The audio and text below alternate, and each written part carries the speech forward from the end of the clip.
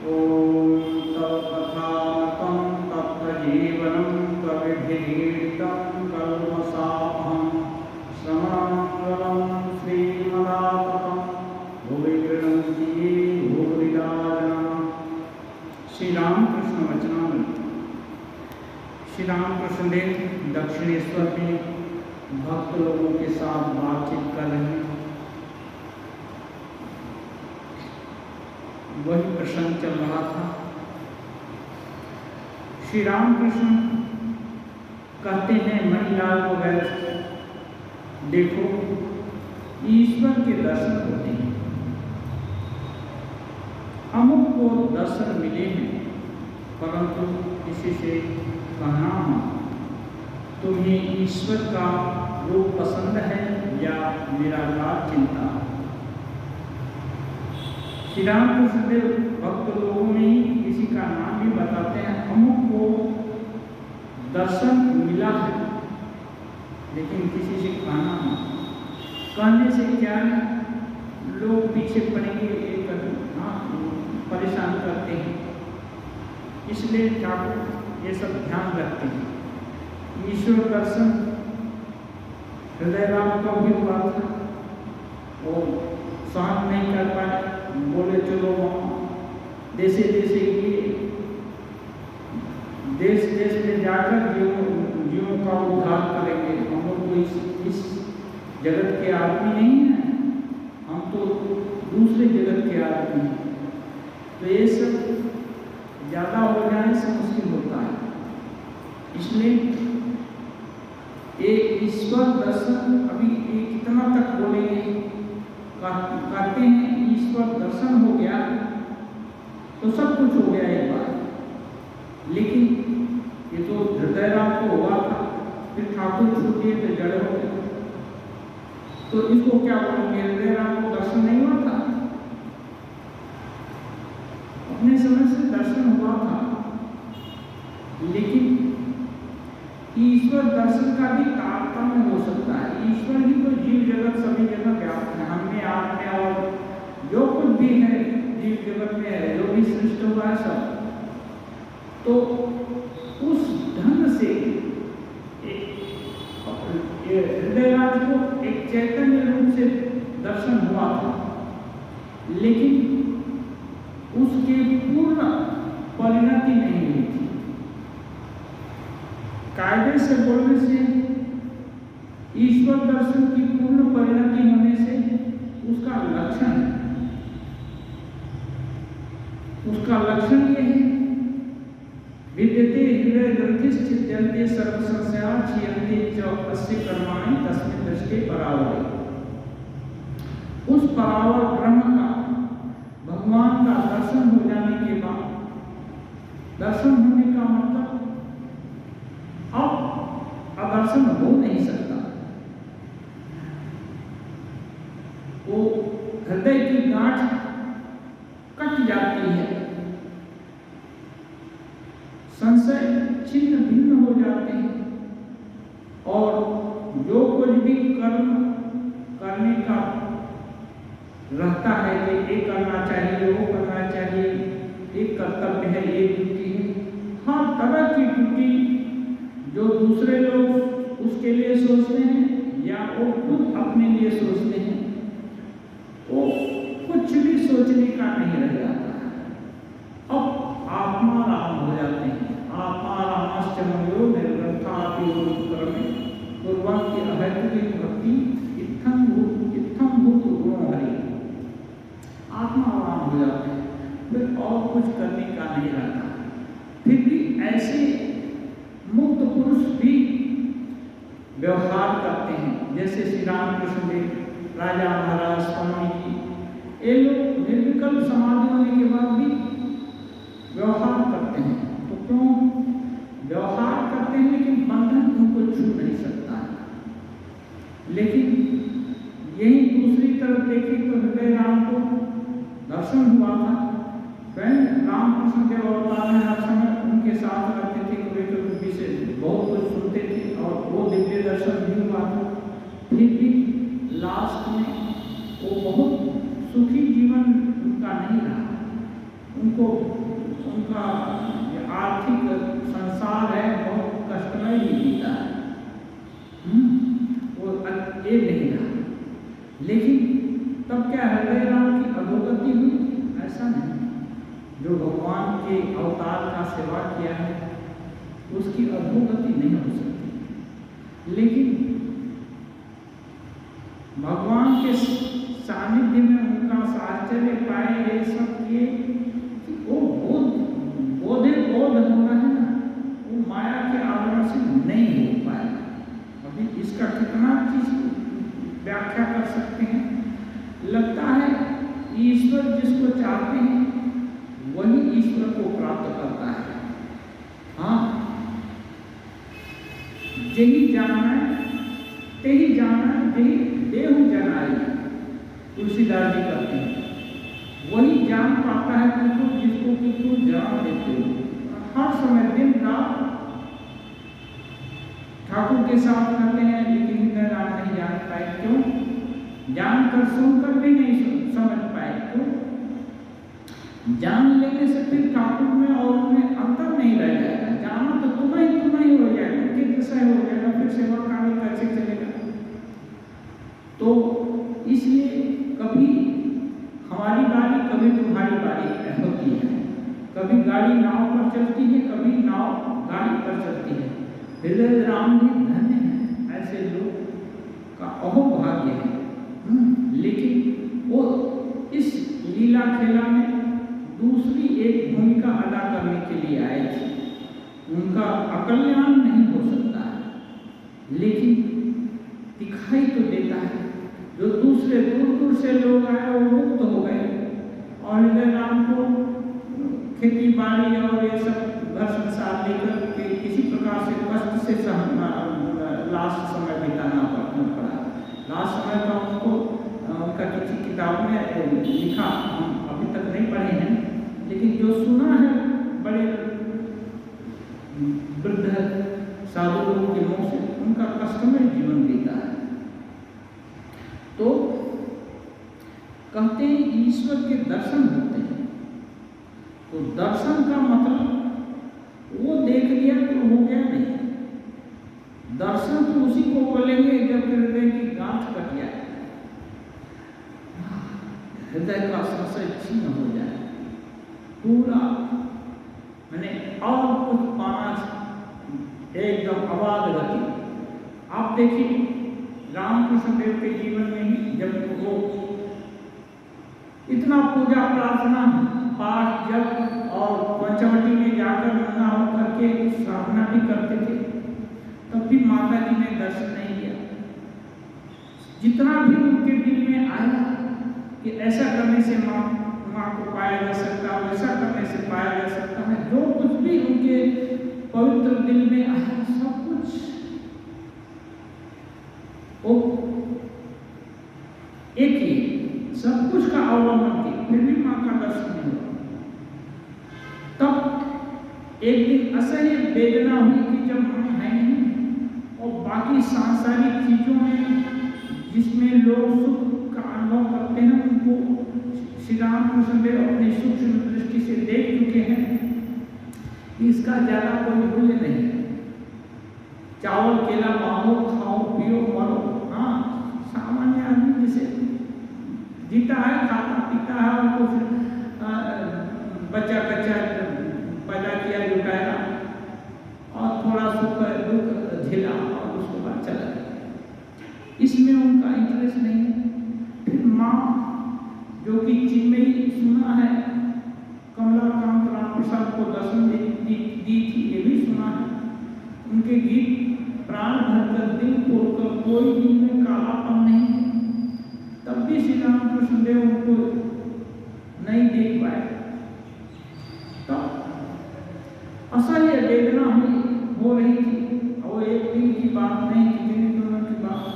हठात इसी वेदना के दौरान उनकी नजर माँ के खड्ग पर पड़ी, जो कि मंदिर के दीवार से लटकाया हुआ था। तुरंत उन्होंने सोचा जब ये संसार आसान है, ये शरीर भी किसी काम का नहीं है, माँ के दर्शन नहीं होते, इसको खत्म कर दो। जैसे ही खत्म करने के लिए आए तो स्वामी विवेकानंद जी बाद में गाते हैं, नाश की गति नाश का है, काली दमदर एक है उसका अनुवाद है, नाश की गति नाश का है, माँ उसी के पास आई। मानो अपना सब कुछ माँ के लिए बलिदान करने को उद्यत हो गए कि अब एक जीवन भी तुम्हारा दर्शन नहीं हुआ तो अब इसको रखने का कोई मतलब नहीं। तब माँ जो इसको बोलते हैं न अन्य अनन्य, श्री राम कृष्ण के दिल में और कोई ऑप्शन, कोई विकल्प नहीं था कि चलो माँ नहीं मिलती है तो घर संसार करेंगे, हम करेंगे, तम करेंगे, हाँ जैसा लोग जीता है वैसा के करेंगे। नहीं, वो सब पहले ही छोड़ चुके थे।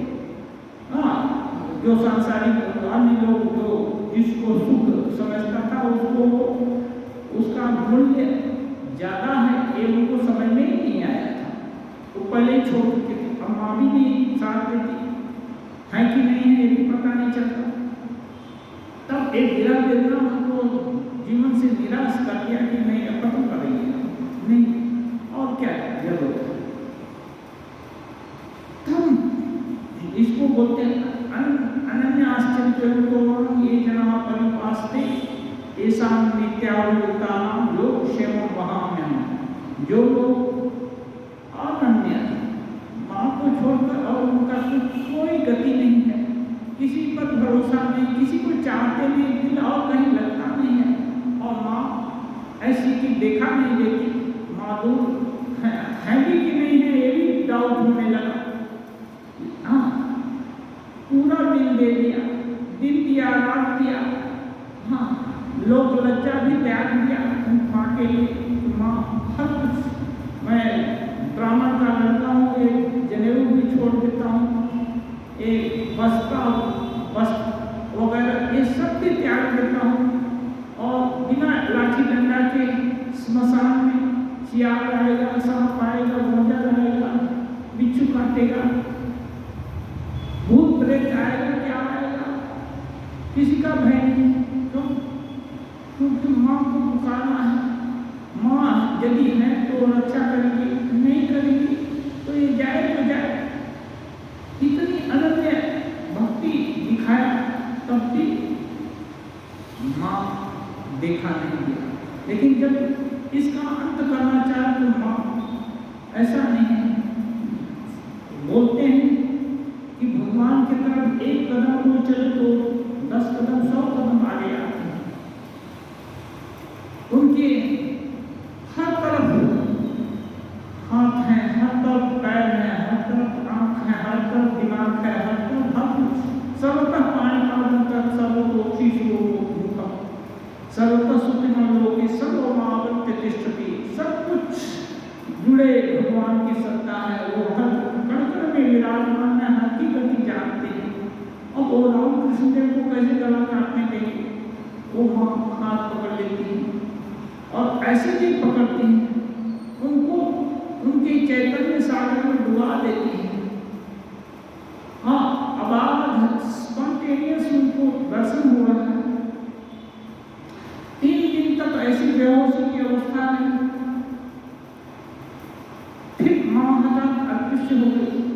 अदृश्य होने से जैसे माँ से बिछड़ा हुआ छोटा बालक अपना खून किनारा नहीं समझता, एकदम ये हो जाता, ऐसे पछाड़ मार कर रोने लगे, मुंह घुसने लगे, एकदम ऐसी अवस्था हो गई श्री रामकृष्ण देव।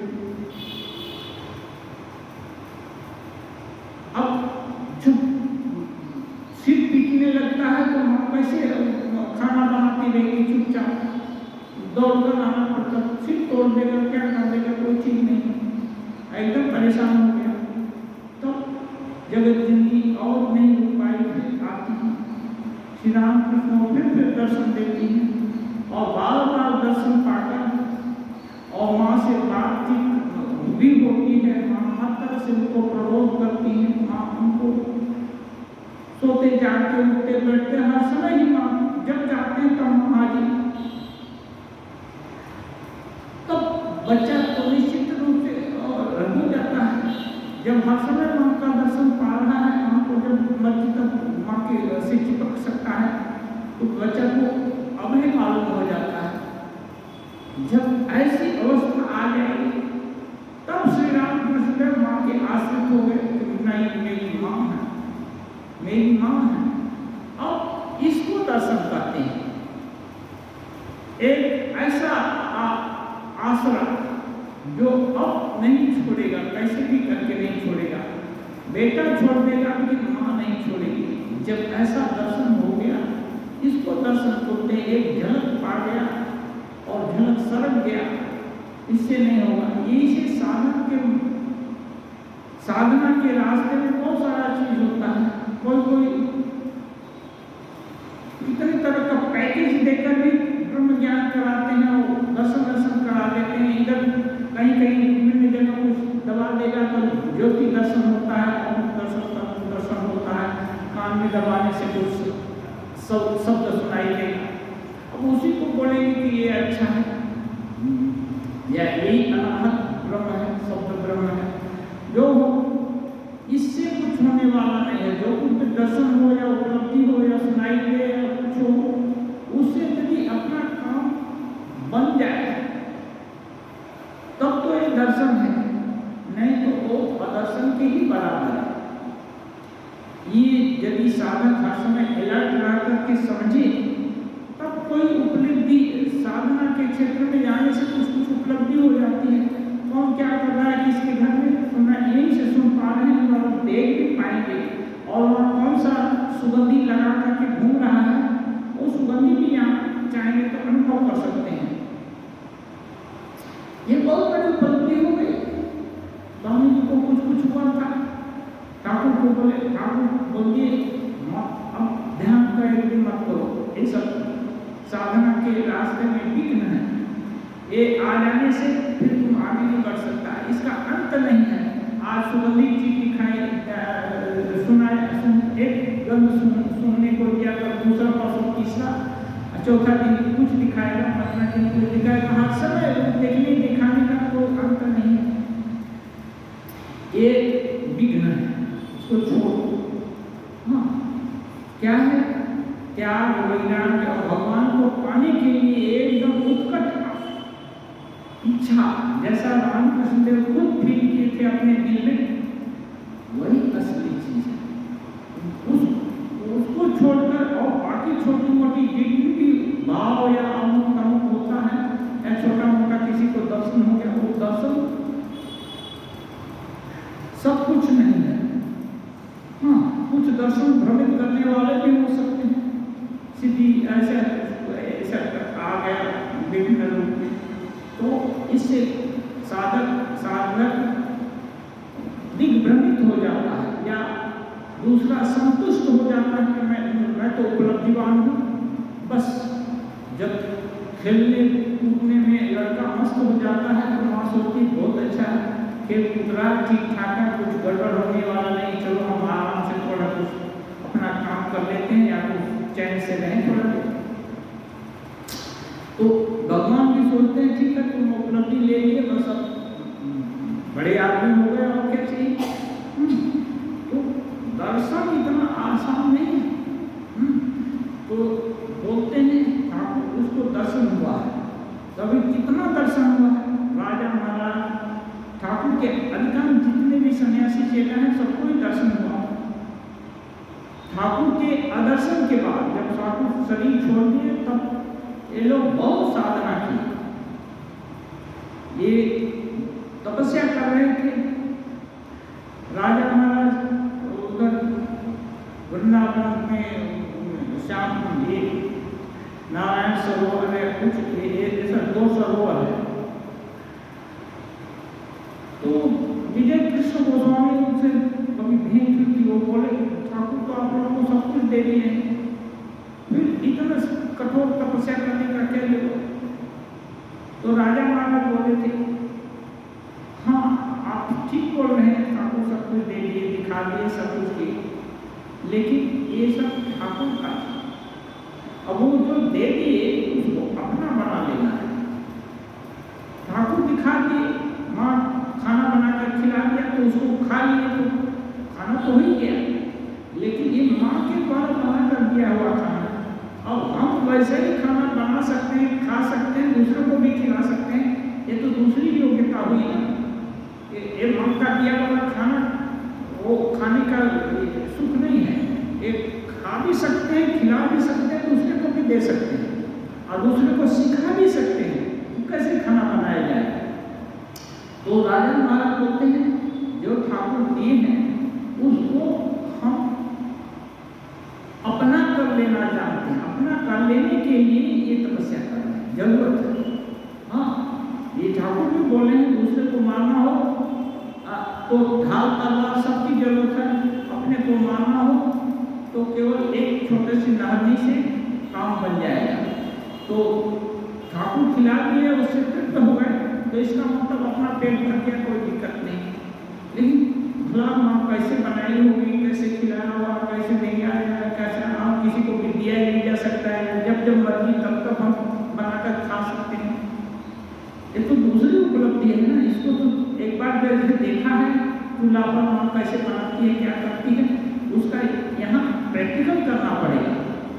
प्रैक्टिकल करेंगे, मेहनत करेंगे तो जरूर मिलेगा, बुद्धि काम कर जाएगी। क्योंकि मेथड तो देखें तो ठाकुर तो उपाय सब बता दिए, लेकिन उपाय का अवलंबन ये लोग नहीं करेंगे तो ये लोग एक्सपर्ट नहीं बनेंगे। ये जो आध्यात्मिक जगत के दिक्पाल नहीं बन सकते। हाँ, तो ये इसको दर्शन बोलते हैं।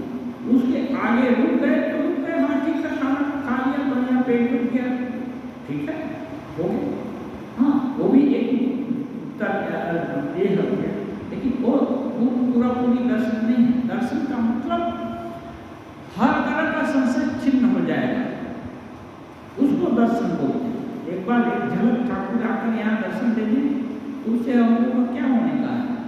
लेकिन यहाँ आकर दर्शन न भी दें, दिन का सब संशय सब कर्म क्षय कर दें, ओम हर काम हो गया।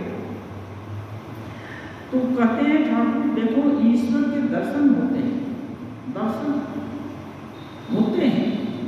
दर्शन कितने तरह के होते हैं, साकार निराकार और कितने तरह से, लेकिन दर्शन का मतलब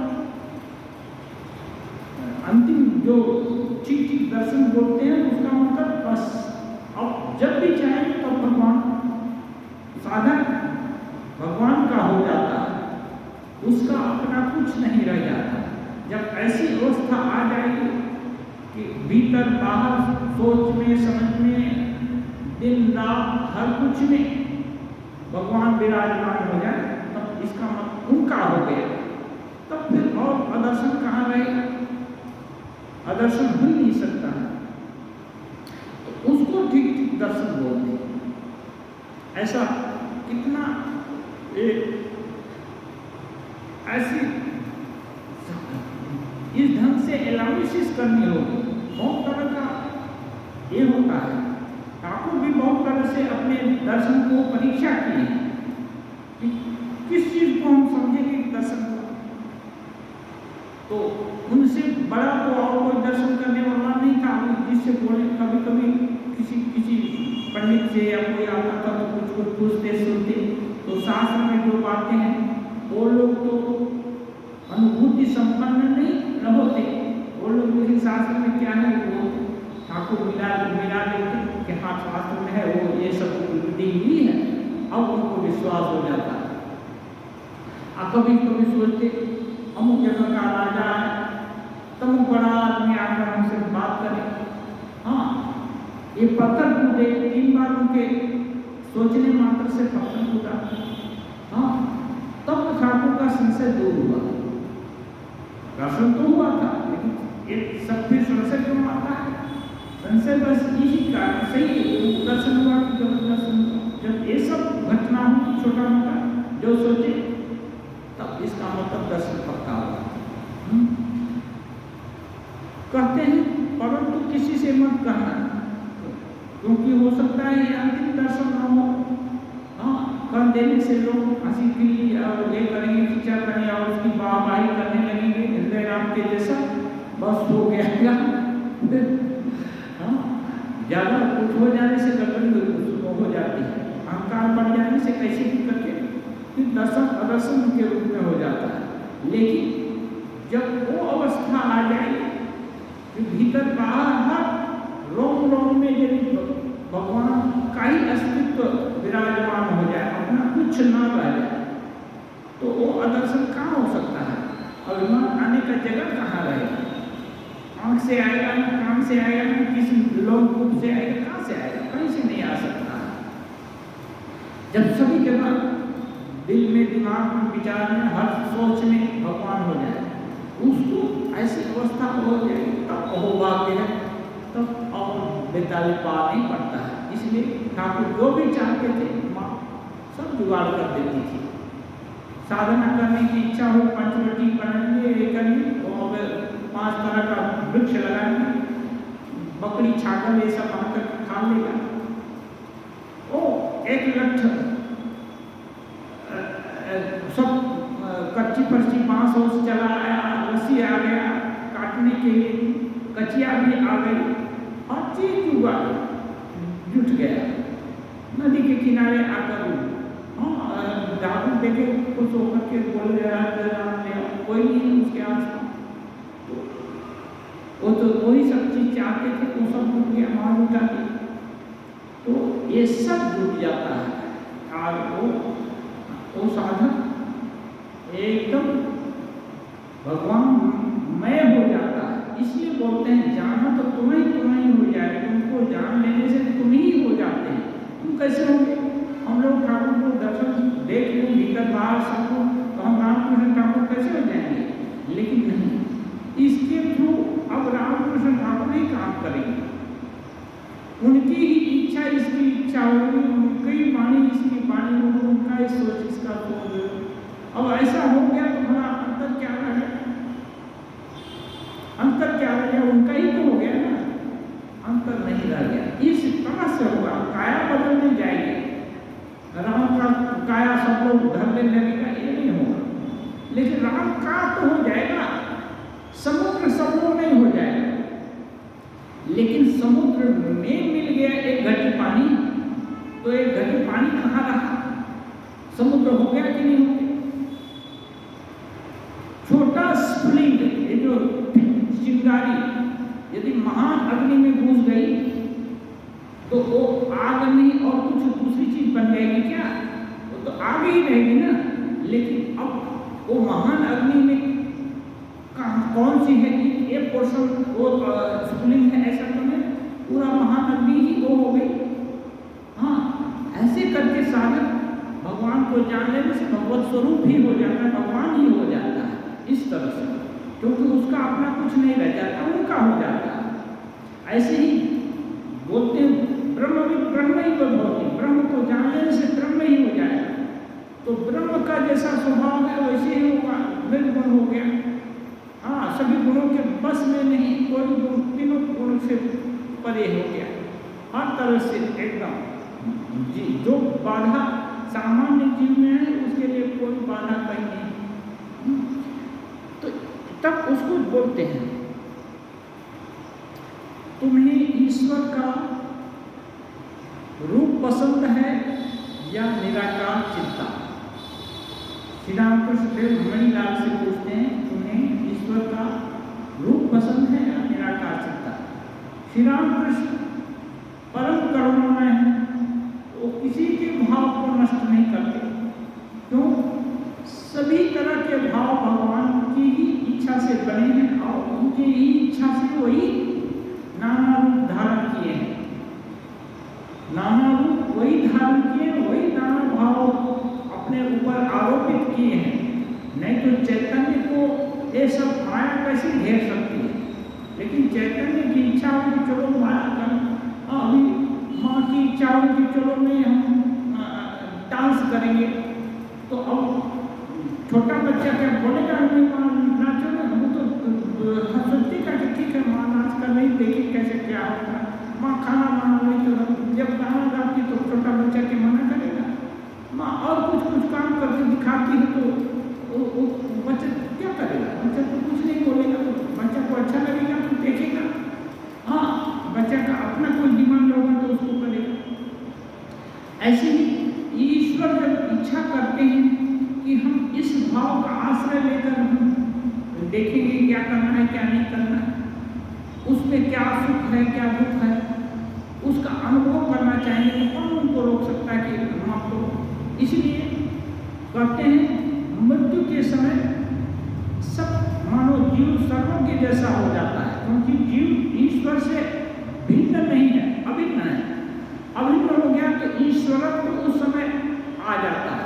अब ठीक किया कि चलो इतना साम्राज्य देख लिया, ये भाव राज्य देख लिया, हाँ ये सब जगत देख लिया, अब इस जगत को देखना है। तो मरने के समय जो संकल्प होगा कि इस जगत को देखेंगे तो बाकी सब जगत का जो रास्ता घाट है ना सब बंद हो जाता है, बस वही गति हो जाती है, फिर वही जन्म हो जाएगा। उस समय जिस समय छूट होती है उस समय मरने के जस्ट आगे, हाँ आगे मोमेंट में उस समय मानो सर्वज्ञ जैसा हो जाता है। कोई इंफीरियरिटी सुपीरियरिटी कोई भी लज्जा और ये क्या ये सब ईमानदारी जो कुटिलता है ना, ये जो कपटता कुछ नहीं रहती। इसलिए सारा जन्म यदि अनैतिक काम किया है तो वो सोचेगा कि अनैतिक काम करने का ही हमारा अभ्यास है, तो उसके मन में भी कुछ ये है चिंता है। वो सोचेगा इतना अनैतिक काम किया तो उसको यही जन्म मिलेगा, चलो इसी का परीक्षण करके देखते हैं, अपने से ही अपने को पुरस्कार देना। जब दे दिया तब बाकी सब ऑप्शन खत्म हुआ है, लेकिन उस समय जो चाहेगा वही मिल जाएगा। तो अब किसी को किसी कारण से मिल गया, कोई टेंडेंसी मिल गई, कोई स्वभाव मिल गया, हाँ कोई गलत कुछ काम करने का आचरण ही हो गया, ठीक है, कालक्रम से या स्वभाव के कारण या पिछले जन्मांतर के किसी कारण से हो गया, तो क्या उसका कल्याण नहीं होगा? क्योंकि उसके पीछे तो भगवान ही है ना, भगवान से अभिन्न है। चाहे पापात्मा हो, सज्जन हो या बुद्धात्मा हो या कमजोर हो या धनी हो या गरीब हो या कोई भी हो, सबके पीछे तो वही है। तो भगवान क्यों नहीं चाहेंगे कि उसका भी कल्याण हो? तो अब जब नव रूप धारण करके आए श्री रामकृष्ण, तो अब जगत गुरु का रोल अपना रहे हैं। तो अब भला एक ऐसे चाहेंगे कि किसी का अकल्याण हो, कोई अछूता रहे, लेकिन जो नहीं चाहता उसको जबरदस्ती वो नहीं देना चाहते, क्योंकि वो जानते हैं कि इसलिए बोलते हैं समय होने पर होगा, जबरदस्ती किसको ये नहीं करते। कभी कभी बोलते हैं इसके अंदर साढ़ के जैसा विषय वासना भर गया, उसके तरफ मुंह बंद कर लेते हैं, उसके सामने कुछ नहीं बोलते, बहुत तरह का भाव, तो उसको छोड़ देते हैं, ठीक है विषय सेवन करो, उसके बाद तंका मुक्का खाएगा, उसका अच्छा बुरा रिजल्ट देखेगा तो सीखेगा, ऐसे करके होता है। लेकिन उसके प्रति कोई कटुता का भाव रामकृष्ण देव के अंदर नहीं है, कोई खराब भाव नहीं है, सबका कल्याण चाहते हैं, लेकिन नहीं होगा उसके साथ माता पची करके क्या करना है। हाँ ऊठी है, ऊठी में कहते हैं कि भगवान चाहने से तो किसी दुष्ट को भी महात्मा बना दे सकते हैं, अच्छा बना दे सकते हैं, ब्रह्म ज्ञान करा दे सकते हैं, किसी को भी अच्छा कुछ कर सकते हैं। तो उदाहरण कहते हैं कि भगवान चाहें तो बांस को भी चंदन बना दे सकते हैं, उनके सर्वसमर्थ हैं, उनकी सामर्थ्य तो अचिंत्य है, कुछ भी कर सकते हैं।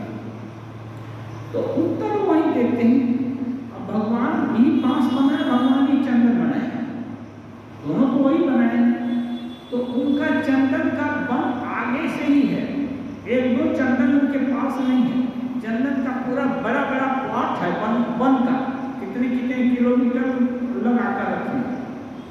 तो भला बांस को एक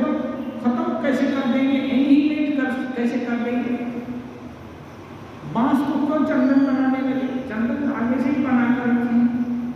इसलिए भगवान के पास किसी भाव की कमी नहीं है, कहीं उस भाव के लोगों की या जीवों की या जंतुओं की कमी नहीं है। उनकी इच्छा मात्र से ही सब कुछ हो रहा है, तो किसी का भाव नष्ट नहीं करते। हाँ, ये एकदम नेचुरल सपोर्ट, जिसको जो चाहिए अच्छा लगता है उसी भाव को पकड़ करके उसको ऊपर उठा देना चाहते हैं, किसी को कहीं से ठेस नहीं लगाना चाहते। मुंह बंद हो जाने पर भी उसको ठेस नहीं लगाना चाहते, वो भला बुरा नहीं कहते, मुंह बंद हो गया है तो उसको कोई ऐसा तिरस्कार नहीं करते जिससे वो सोचे कि नहीं हम हमारा तिरस्कार नहीं करते हैं। लेकिन अपनी शक्ति को अयथा खर्च नहीं करना चाहते, जरूरत नहीं लगाते। तो जिसका जो भाव है उसके भाव की रक्षा हो, इसलिए कभी कभी पूछते हैं और कभी कभी दिव्य दृष्टि से देख भी लेते हैं कि इसका क्या भाव है, फिर भी पूछते हैं देखिए क्या करना है। जो भीतर में है वही कर रहा है, तो बाहर वाला कहाँ रहा, क्योंकि हम लोग के अंदर मन में एक चलता है और मुख में दूसरा आ जाता है। कई आगे क्यों आता है? एक विभिन्न तरह के कॉन्फ्लिक्ट चलते रहते हैं, विभिन्न तरह का भाव उठता रहता है, ये ठीक होगा कि वो ठीक होगा कि वो ठीक होगा, हजारों विकल्प हैं, बहुत तरह के विकल्प हैं। तो इच्छा विचार आए लेकिन जब तक मुंह खोलने जाएंगे तो विकल्प आ गया दूसरा आ गया, तो डर आ गया कि बोल देंगे कहीं सही चीज तो पकड़ नहीं ना जाए, जैसे ही डर आया दूसरा चीज बोल दिया, दिल में तो होगा नहीं, सही से नहीं बोलेंगे, जैसे ही बोलने को गया डर आ गया दूसरा चीज बोल दिया, भूल जाता है। तो ठाकुर पूछ भी लेते हैं कि क्या भाव है। मणि कह रहे हैं इस समय तो निराकार चिंता कुछ अच्छी लगती है, पर वह भी कुछ समय में, पर यह भी कुछ समझ में आया है कि वे ही साकार हो इन अनेक रूपों में विराजते हैं। मणि कह रहे हैं इस समय निराकार चिंता ही अच्छी लगती है। लगता है ये मणि अपने मास्टर महाशय, मणि मल्लिक नहीं, पीछे का प्रसंग ध्यान नहीं है। ऐसी बातें मास्टर महाशय से करते हैं, कभी मास्टर के रूप में ये करते हैं, लिखते हैं श्री माँ अपने को, कभी मणि लिखते हैं। तो ये है, ये उत्तर मास्टर महाशय का है। मास्टर महाशय कहते हैं कि अभी इस समय तो निराकार चिंता अच्छी लगती है, लेकिन यह भी समझ में आ गया कि वे ही साकार होकर अनेक रूपों में विराजते हैं। ये श्री रामकृष्ण देव के संसर्ग का, उनके क्या बोलते हैं साधु संघ का, उनके पुण्य संघ का ये बल। श्री रामकृष्ण कहते हैं देखो मुझे गाड़ी पर बेलघरिया में मोती सील की झील को ले चलोगे? हमें ठाकुर को ऐसे जा नहीं सकते, इसलिए गाड़ी बोलते हैं। मोती सील झील देखना चाहते हैं, क्या बोलते हैं, छोटा सा पुकुर है, अभी शहर में झील और कैसी इतना बड़ा नहीं, लेकिन कोई मोती झील नाम दे दिया है तो झील है। झील तो बहुत बड़ी बड़ी होती है, तो मोती सील झील ले चलोगे? वहाँ चारा फेंक दो, मछलियाँ आकर उसे खाने लगेंगी। उसमें मछली पाल कर रखे हैं विभिन्न तरह, और उस मछली को कोई पकड़ता नहीं है। उसमें देखने जाते हैं तो चारा फेंकते हैं तो बहुत मछली आकर आराम से कूदती पापती हैं, देखने में अच्छा लगता है। कहते हैं आहा, मछलियों को खेलती कूदती देखकर क्या आनंद होता है,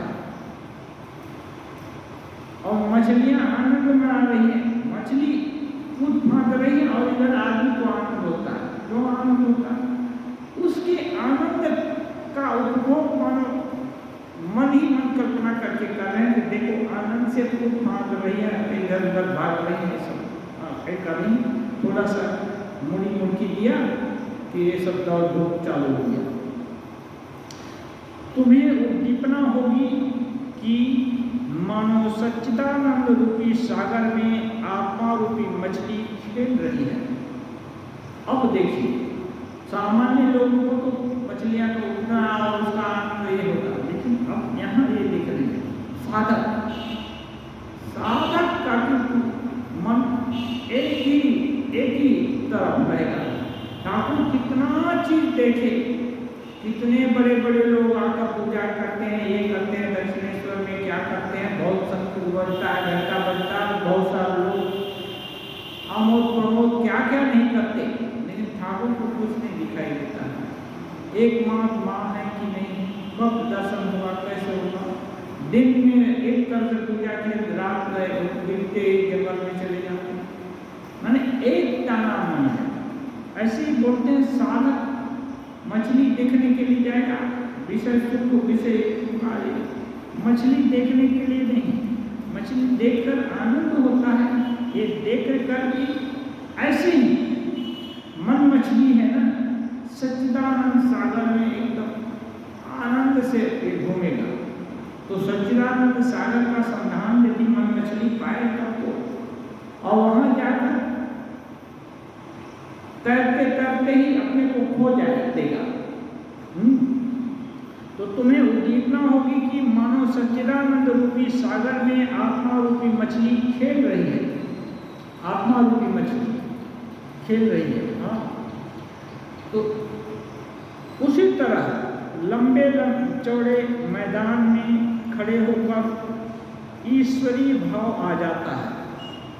ठाकुर उपाय बताते हैं कि उसी अब एक ये है, मछली को या किसी को आनंद करते देखकर क्या भगवान का आनंद, ये भगवान आनंद में ये आत्मा जो है ना, जो जीव है वो आनंद कर रहा है, ये हुआ। दूसरा हुआ लंबा चौड़ा मैदान है, एकदम दूर तक लंबा खिंचा हुआ मैदान है, उसमें जब धान की खेती या कोई फसल लगा है तो और अच्छा लगता है। ऐसे भी सुविस्तृत मैदान हो, वो सबका लंबा दिखने में आता है, तो भी महानता की एक ये होता है, क्या एक अनुमान होता है कि धरती कितनी महान बड़ी बड़ा विशालता की एक कल्पना होती है। और उपनिषद में कहा गया है भूमा एवं सुखम, नाल में सुख मस्ती, अल्प छोटा चीज में सुख नहीं है। आत्मा तो बहुत बड़ा चीज है, बड़ा चीज छोटा चीज में कहाँ सुखी हो। इसलिए भूमा बड़ी चीज देखने को लगे, जैसे सागर तो अच्छा लगेगा, ऐसे बड़ा विस्तृत मार्च दिखाई दे तो लगता है इतना ये होता है। उसी तरह लंबे चौड़े मैदान में ईश्वरी भाव होते हैं, जैसे किसी हंडी में रखी हुई मछली तालाब को पहुंच गई हो। बड़ा मैदान में ये है, अभी कंजेस्टेड जगह पर रह रहे हैं, सकड़ी जगह पर रह रहे हैं, बड़ा खुला मिला जगह मिला तो लगता है कि मानो मछली को हंडी से, छोटी हंडी से निकाल कर बड़े तालाब में डाल दिया। इतना जगह है जहाँ मर्जी वहाँ को फाँक सकते हैं और तैर सकते हैं। तो ये है, ये क्यों होता है? ये आत्मा का स्वभाव है कि आत्मा अपने महत् जो स्वरूप है उसको व्यक्त करना चाहती है। और महत् क्या है? भूमा माने सबसे बड़ा, बड़ा से भी बड़ा, तो उसमें आनंद आता है। ऐसे ही समुद्र, कभी कभी हिमालय को बहुत बड़ी ऊंची ऊंची चोटी, छोटे मोटा पहाड़ देखने से कितनी उद्दीपना बड़ा एकदम, तो उसको देखने के लिए करते थे। ये ठाकुर के उपदेश को सुनकर के ही अखंडानंद जी महाराज का वो हिमालय घूमने का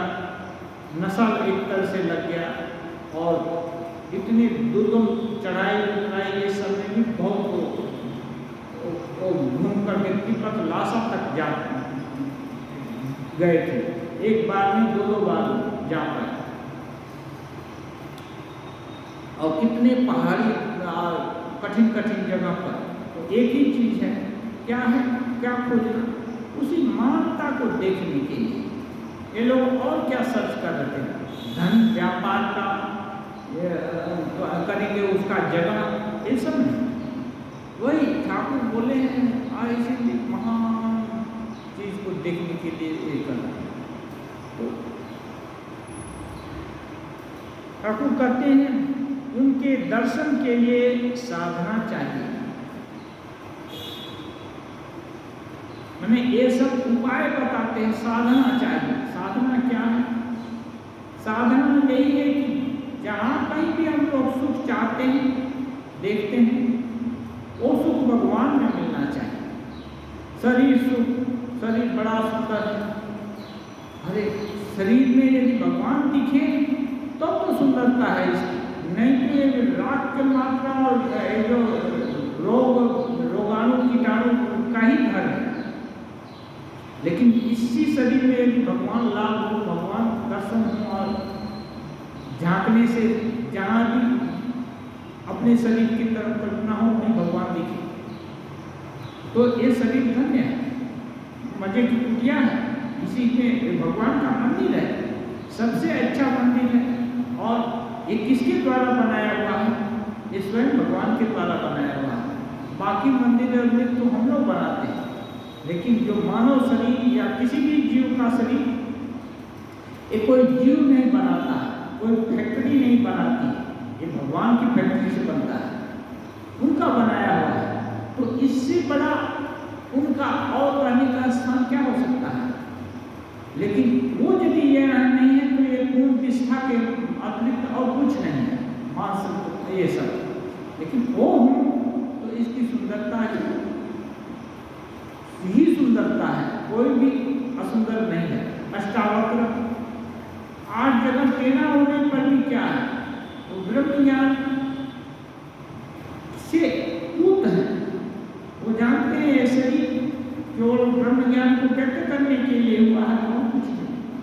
इसका और इसका टेढ़ापन ब्रह्म ज्ञान को रोक नहीं सकता है, उसको किसी अंश में दबा नहीं सकता है।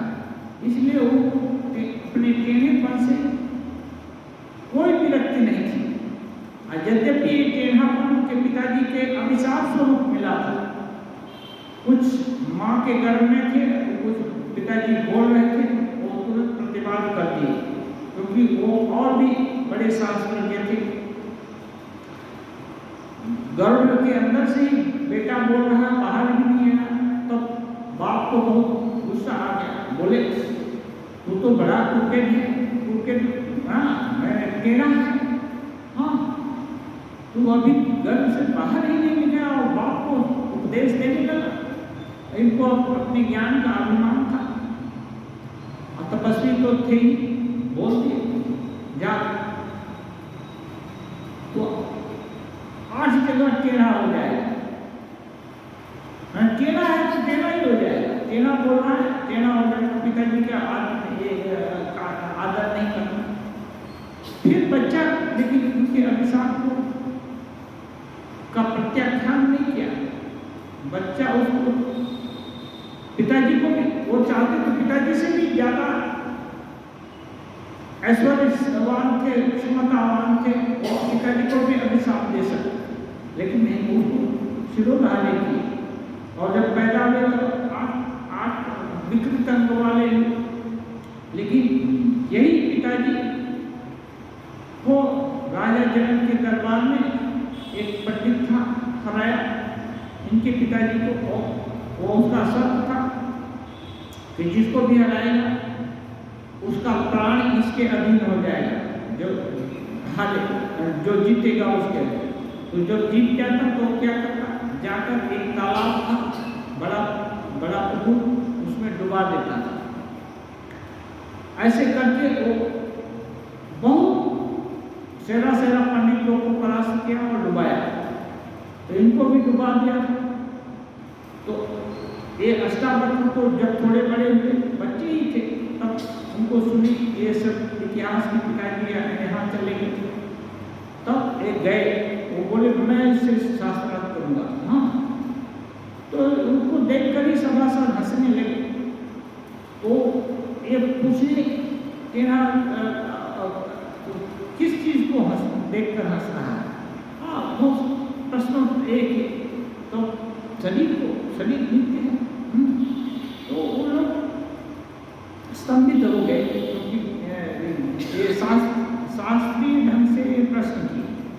तो वो लोग चुप हो गए।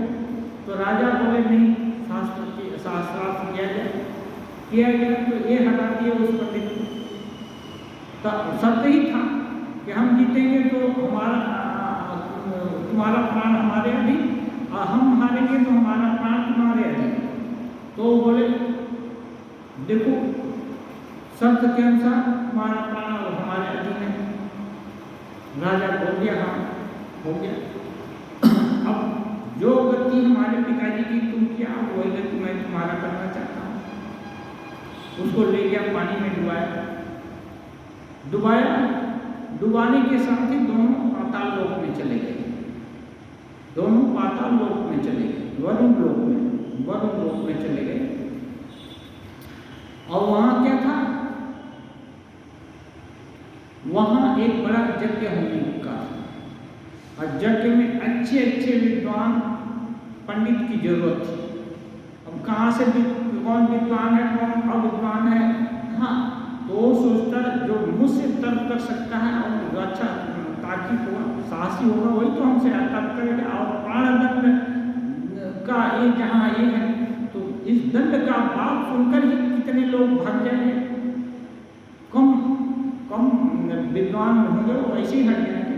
तो इसका तरीका था, वहाँ ले गया, वहीं उनके पिताजी भी थे, सब दिखाया। तब ये बताया पंडित कि देखिए, मैं किसी का प्राण नहीं लिया, मुझको तो एक काम दिया गया था, तो यहाँ पर यज्ञ होगा। कैसे हम खोजें कि कौन अच्छा पंडित है? इसलिए हमने एक तरकीब निकाली थी। देखिए, आपके पिताजी जीवित हैं, का यज्ञ करा रहे हैं, यज्ञ के लिए। तब वो उनका गुस्सा अष्टावक्र का शांत हुआ। फिर बाद में वो लोग, उनका यज्ञ हो गया तो बाहर आए। अब जब पिता गर्भ में अभिशाप देकर वो 8 टेना कर दिए थे। पिताजी खुश हुए, हाँ खुश हुए कि बेटा सुपुत्र है, पुत्र नहीं है। मैंने उसको अभिशाप दिया, लेकिन ये मेरे को दंड देने वाले को दंड देने के बाद का संकल्प लिया, और इसके चलते यहाँ तक आ पहुँचा। तो ये सुपुत्र है। तो बाहर आने के बाद वो आशीर्वाद एक ही कहीं किसी तालाब में डुबकी लगाने को बोले, और अष्टावक्र पिताजी का आज्ञा माने, और फिर पूरे अंग पुष्ट हो गए। यथावत जैसा सुगठित होने चाहिए ऐसे हो गए थे। तो बड़े लोगों का अभिशाप और बड़े लोगों का अनुग्रह में उनका आशीर्वाद शिरोधार्य करना चाहिए।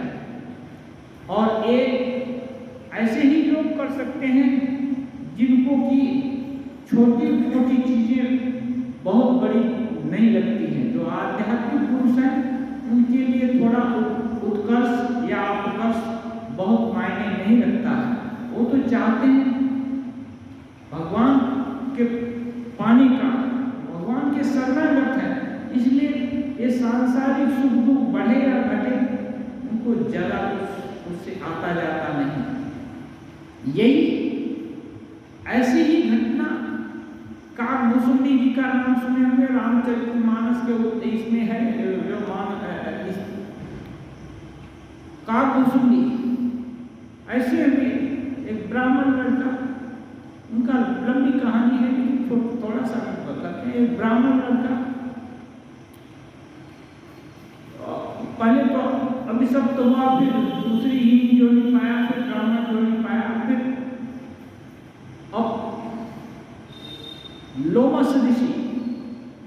के पास जो राम जी के बालक रूप का मंत्र लेने के लिए गया। बालक रूप में वो उनके उनका स्नेह हो गया था बालक राम में। लेकिन लोमस मुनि दोनों ही थे, अद्वैत ज्ञान के विश्व पंडित थे और इस ज्ञान के भी, साकार ज्ञान के भी, साकार साधना के भी और निराकार साधना के भी। इस जो ब्राह्मण बालक है, इसके मेधा को देखकर अच्छे लोगों को थोड़ी एक्स्ट्रा सेंस होती है, वो देखकर पहचान करते कि कैसा होगा, अनुमान लग जाता है। देखिए ये उत्तम अधिकारी है, इसको अद्वैत वेदांत के रास्ते पर चलाएंगे, क्योंकि अद्वैत वेदांत थोड़ा कठिन एक तरह से होता है और वैसे वो साधना कर पाएगा। लेकिन ये बालक का ही घूम फिर करके समझते थे वो भी, लेकिन ये वही प्रश्न करते थे। फिर गुरुजी लेकिन उनको ये उपदेश देना नहीं चाहते थे और गुरुजी उसको काट करके निर्गुण का ही प्रतिपादन करते थे। फिर धीरे धीरे करके इन लोगों में तर्क वितर्क होने लगा। गुरुजी एक कहते साकार और निराकार को ऊंचा बनाते और चेला जो होने गया वो साकार को करने लगा। अब दोनों लोगों में ये हो गया। तो कहते हैं तुलसीदास जी, यदि चंदन को भी ज्यादा घिसा जाए ना तो उसमें भी आग प्रकट हो जाती है। क्या हुआ? लोमस ऋषि को थोड़ा गुस्सा आ गया। अब गुस्सा आ गया तो बोल दिए, तू तो आया सीखने के लिए, लेकिन कौवे के जैसा दुष्ट बुद्धि है। मैं जो बोल रहा हूं वो सुन नहीं, उसको ध्यान धारणा नहीं देगा, उल्टा एक दूसरे तरफ कौवा इधर उधर देखता है, सीधे देखा समझ नहीं दे रहा है, इधर देखता है उधर देखता है, कौवे की तरह है। हाँ, तो ऐसा कहा करके बोले सपति हो पक्षी चंडाल, अब तुम जल्दी ही तुम चंडाल हो जाओ। पक्षी चंडाल, इसको कौवे को चंडाल पक्षी कहते हैं। वो विष्ठा भी खाता है और अभी कोई भी खा लेता है, तो ऐसा हो जाता है। अब तुरंत कौवा बन गए, क्योंकि लोमस ऋषि आधिकारिक पुरुष थे, साधारण नहीं थे। बोलते ही ये तुरंत परिवर्तित हो गए। अब जब कौवा बन गए तो इनको होश है, ये भी अच्छा साधक है, इनको भी होश है, आगे आगे गुरु का कृपा वगैरह के कारण इनको भी होश है। ये प्रणाम किया। गुरु जी ये लोमस ऋषि अभिशाप दिए, लेकिन ये प्रणाम किया, सिर नवाया, जो चोंच है ना, चोंच से प्रणाम किया, जमीन को छू कर प्रणाम किया और उड़ करके जाकर पेड़ पर बैठ गया। अब तो जमीन पर बैठेगा नहीं, पक्षी ऊपर जाकर बैठ गया। जैसे ही नम हुआ, ऋषि की करुणा उमड़ आई। ऋषि सोचे, वाह, मैं इसको अभिशाप दिया और फिर भी उसको प्रणाम कर रहा है, इसलिए ये साधारण नहीं है, ये अच्छा आदमी है, ये उत्तम शीलवान है, इसको विनम्र है। ठाकुर बोलते हैं जो विनयी होता है उसको ज्ञान लाभ होता है। नीची जमीन होती है वहां पानी जमता है, इसलिए वो करुणा हुई। फिर भीतर में उनको दुख हुआ कि अरे मैंने उसको चांडाल पक्षी बना दिया। फिर धीरे से उसको बुलाए और बुलाए, प्यार किए। और पक्षी को प्यार कैसे किया जाता है? हाथ फेरे, सिर पर ऐसे प्यार की और तब उसको पक्षी की अवस्था में ही राम मंत्र दिए, बालक राम का मंत्र जो वो चाहते थे वो मंत्र दिए, सब कुछ किए। हाँ, और वो अबाधित ज्ञान का भी दे दिए और जन्म मरण से इच्छा मृत्यु का एक कि मरण नहीं होगा, दिन काल में नहीं होगा, ये सब भी दिए और बोले इच्छा मात्र से तुम शरीर बदल सकता है, चाहो तो आदमी हो जाओ या बोलो मैं ही कर दूं। एक गुरु जी को प्रणाम किया, गुरु जी जब मैं ब्राह्मण शरीर में था तो आप कृपा नहीं किए, अब इस पक्षी चंडाल पक्षी पर आपकी करुणा हुई तो ये शरीर मुझको बहुत प्यारा है, इसी देह में आपका कृपा लाभ हुआ और दूसरा कुछ नहीं चाहिए, अब आपकी कृपा चाहिए बस। और ये गरुड़ जी को काक जी बतलाते हैं, काक गरुड़ संवाद है उसमें बताते हैं, इसके कारण मुझको एक कौवा शरीर प्यारा है। कहने का मतलब शरीर अच्छा मिला, टेढ़ा मिला या जो कुछ भी मिला, जो कुछ भी एक जागतिक सुख सुविधा अपने को मिली, अच्छी मिली या बुरी मिली या उन्नत मिली या अनुन्नत मिली, जो कुछ भी मिला वो साधक के लिए माने नहीं रखता। साधक के लिए माने रखता है क्या? भगवत कृपा। और भगवत कृपा अच्छे संतों के माध्यम से होती है। भगवान स्वयं अंतर्यामी है, घर घर में विराजमान है, वहाँ से भी हो सकती है। उनकी कृपा माने रखती है, न कि उनका जो जागतिक ऐश्वर्य सुख समृद्धि या जैसे भी शरीर सुंदर शरीर, असुंदर शरीर, रोगी शरीर, या ये रोगी होकर भी कैंसर का रोग होने के बावजूद भी श्री रामकृष्ण आनंदमय दिखते थे। अभी कोई बोलता भगवान के तो कैसे हो, अरे तुम्हारे को रोग होना खराब हो सकता है, भगवान के लिए तो उनका ही बनाया हुआ रोग कैंसर भी है, उनको भला उससे क्या लेना है। कैंसर में उनका ज्ञान बाधित हो जाता तब तो ये खराब था, उनका ज्ञान तो बाधित नहीं होता, उनकी करुणा बाधित नहीं होती, वो जो चाहते थे सब कुछ कर रहे हैं, तो और क्या चाहिए। तो इसलिए ये जितनी भी कमियां हैं सांसारिक, देखने में, सुनने में, सोचने में, ये सब कमियां माने नहीं रखती हैं। माने क्या रखता है? भगवान की कृपा कैसे हो, किस तरह से हो, किस तरह से साधक उनका हो जाए, उनका होने में मजा है कि वो पूरे शरीर मन को, वो बुद्धि विद्या जितनी कुछ जो कुछ भी है भगवान तुम्हारा है, कैसे भी करके इसको अपना लो, अपना बना लो, और उनका हो गया तभी विस्तार होगा। नहीं तो इतना माया का कुचक्कर चलता रहता है कि भगवान का हुए बिना रक्षा नहीं है। ये कर लेंगे तो सुरक्षित हो जाएंगे, वो कर लेंगे तो पैर हो जाएंगे, कुछ करने से भी सुरक्षा नहीं हो सकती है। लेकिन ठाकुर बोलते हैं यदि बाप हाथ पकड़ ले तो बेटा कभी नहीं गिर सकता है। बेटा यदि हाथ पकड़े तो बाप का तो बेटा कभी भी गिर सकता है। इसलिए बाप को हाथ पकड़ा देना है, न कि अपने बाप को पकड़ना है कि बाप पिताजी इधर ले चलो उधर ले चलो, ये सब नहीं। पिताजी अपना कल्याण जानते हैं, ये अपना सब कुछ उनके हाथ में दिया। ऐसे ही इष्ट देवता वो सर्वसमर्थ हैं, वो सब कुछ कर सकते हैं, अपने को ले चले बस अपने तरफ, इसी में कल्याण है। ओम